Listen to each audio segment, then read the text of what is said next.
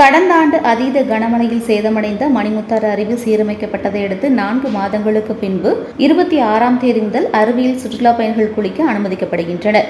நெல்லை மாவட்டத்தில் கடந்த ஆண்டு டிசம்பரில் அதீத கனமழை பெய்துள்ளது.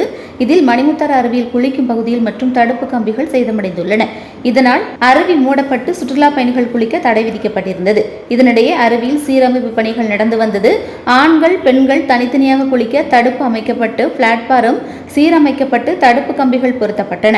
அருவி பாலத்தில் கேட் அமைக்கப்பட்டது. இப்பணிகள் முடிவடைந்த நிலையில் அருவியில் குளிக்க விதிக்கப்பட்ட தடை நீக்கப்பட்டு 26ஆம் தேதி முதல் அருவியில் குளிக்க திறக்கப்படுகிறது. காலை 8 மணி முதல் மாலை 3 மணி வரை வழக்கமான கட்டுப்பாடுகளுடன் சுற்றுலா பயணிகள் குளிக்க அனுமதிக்கப்படுவர்.